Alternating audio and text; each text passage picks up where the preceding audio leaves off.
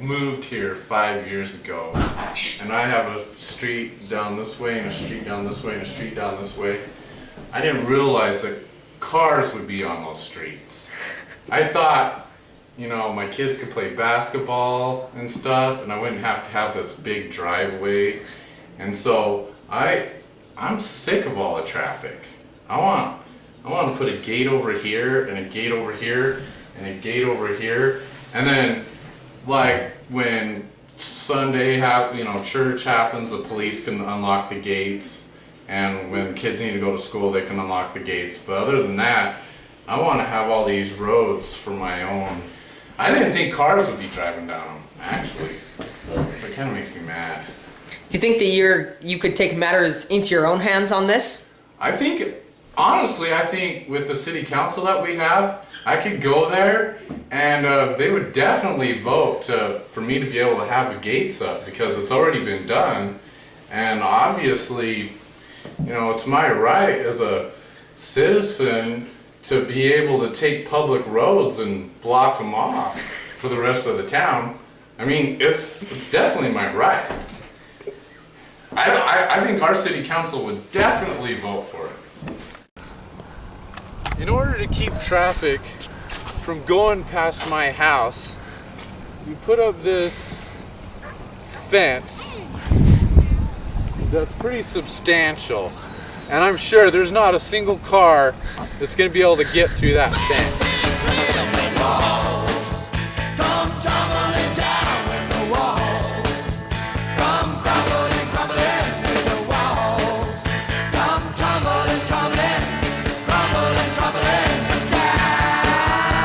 So many years ago, a man named Joel Jorgensen proposed to build houses on what we call Holly Street. And part of the development there included the dedication of Holly Street, Robald Street, and the two streets in the middle of the block to the city of Shelley. That happens, a dedication is when an individual promoter or developer takes in, says to the city, we'll transfer ownership of these streets to the city for their control, but for the use and benefit of the public. So when a developer dedicates the street, then it becomes controlled by the city, but owned by the people. So Robald Avenue is owned by the people. And for the purpose of ownership is so they can go back and forth on it. It's a road. And when the city attempts to block the road off, it's violating state statutes. It's 3:31 and look, the gate's closed. Isn't that just great? So, as a drama member, how do you feel about this gate on Robald? I don't know. There aren't enough words to express. I think I just want to sing. Stop now. You're not going to do a song while I'm here. We were concerned when we were first approached about putting the gate up as a school board. We met with the city council a few times trying to work out the problem. They were of the opinion that the problem was serious enough for these people that a gate was the answer. We did not feel that a gate was the answer. We felt that it was the city police's responsibility to patrol and police the traffic there, and that if there were people throwing trash or driving too fast or being reckless, then it should be a police issue. The school administration talked to students, tried to, encourage them to drive safely through there and obey the traffic laws, and I think a lot of the kids did, but I know it creates a lot of traffic through that street there, but we just have not felt that the gate was the answer. Ty, let's play school. Okay. This is the school. Okay.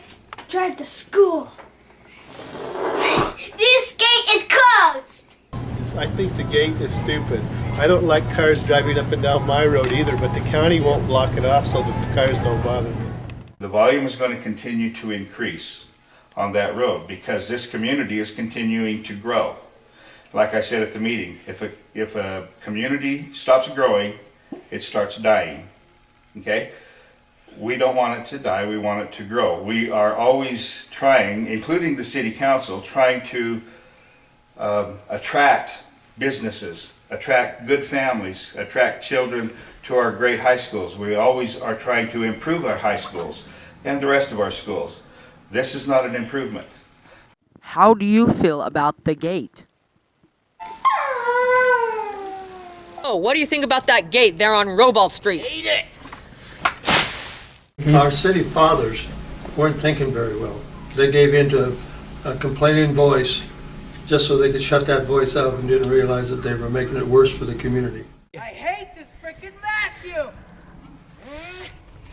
2, 3.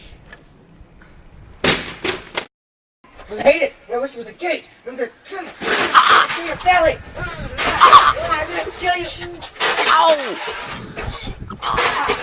I hate it! Ow! There's your neck! Oh! Back up!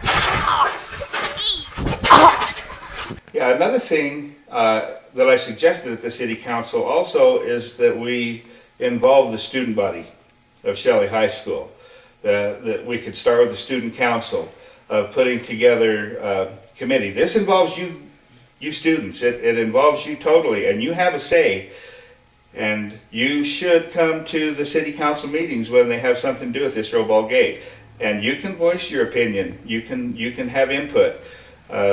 This is all about you. It's all about the school and the access to your school. You've been either locked out of the school or locked out of the city. I used to have the most gorgeous hair in the city. I was the prettiest russet out there. But then the Robald Gate came, and now look at me!